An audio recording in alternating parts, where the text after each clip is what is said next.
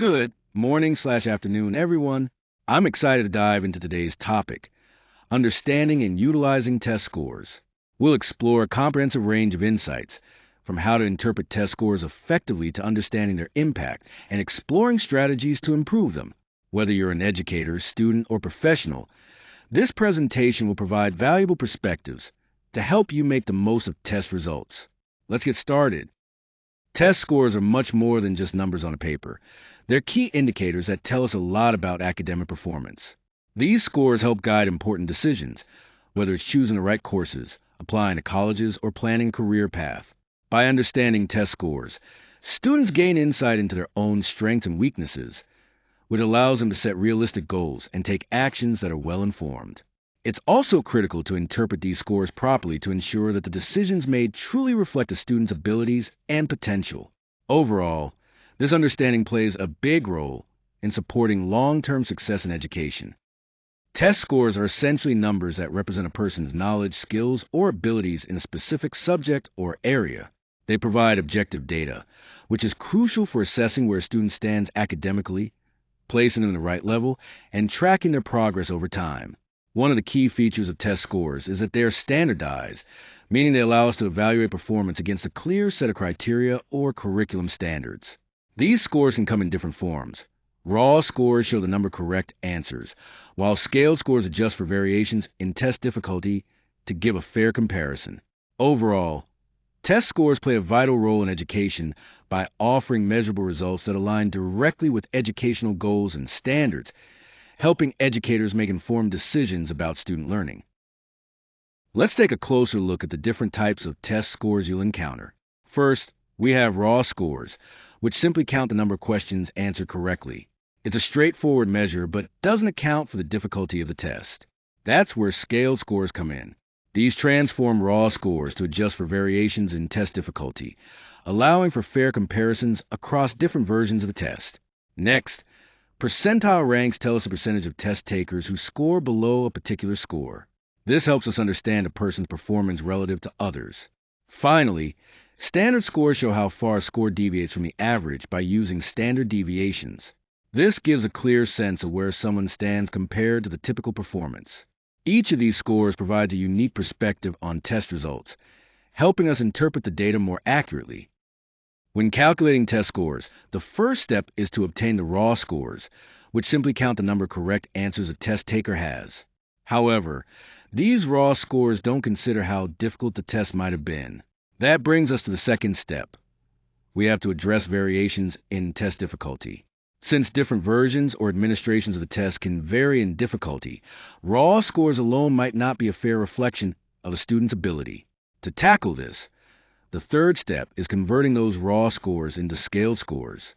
This is done using statistical methods that adjust for differences in difficulty across various test forms and test dates. Finally, step 4 involves standardizing these scaled scores on a consistent scale. This standardization ensures that scores can be compared fairly across different test administrations and populations, making the results more reliable and valid overall. This process is crucial for maintaining fairness in how we interpret and use test scores. When we talk about interpreting test scores, percentiles are a key concept to understand. Percentiles tell us a percentage of people who score below a specific score, which helps us see where someone stands compared to others.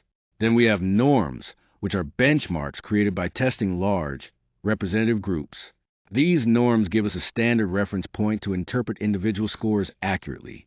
Another important term is standard scores, which show how an individual's results compare to the average performance within the norm group, using statistical measures. Together, these concepts take raw test results and turn them into meaningful information that can guide decision-making and help track progress effectively. It's a common misconception that higher test scores always mean greater ability, but that's not necessarily the case. Scores need to be viewed in context because things like test anxiety, the format of questions, and how well the test content matches what a student has learned can all influence the results. It's also important to remember that test scores are just a snapshot of performance at one specific point in time. They don't always reflect a student's full potential or complete set of skills. Test scores are just one of many tools we use to evaluate learning, so relying on them exclusively can give an incomplete picture. Ultimately, We should encourage a broader, more comprehensive view of academic ability that goes beyond just the numbers on a test. Test scores play a significant role in shaping both academic and career decisions. First, they often serve as key criteria for school admissions, acting as important thresholds that can determine whether a student gets accepted beyond admission. These scores are crucial for scholarship eligibility, influencing which students receive financial support. Additionally, test results help educators place students into advanced courses, ensuring that they are challenged appropriately based on their abilities. On the career side, employers and professional programs sometimes consider standardized test scores when evaluating candidates, which can impact job opportunities. Overall, reliable test scores can open many doors and create new opportunities, while lower scores might mean a need for extra preparation or exploring different paths.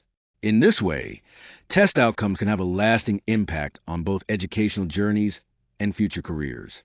To improve your test scores, it's important to develop consistent study habits.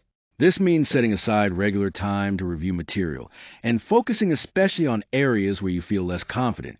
Over time, the steady effort helps build a strong foundation of knowledge. Another key strategy is to practice with sample tests. Getting familiar with the types of questions and the time limits you'll face helps you work more efficiently and accurately when it really counts. Using smart test-taking strategies can also make a big difference.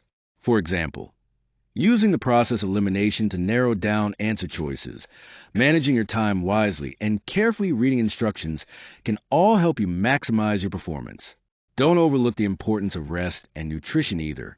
Making sure you get enough sleep and eat healthily before test day plays a big role in keeping your mind sharp and focused. When you combine all these approaches, consistent study, practice tests, smart strategies, and good self-care, you set yourself up for better performance and greater confidence on assessment day. On this slide, we're breaking down how SAT and ACT scores are reported and what they really mean. Starting with the SAT, it gives you two main types of scores: raw scores, which is just the number of questions you got right, and scaled scores, which go up to 1600.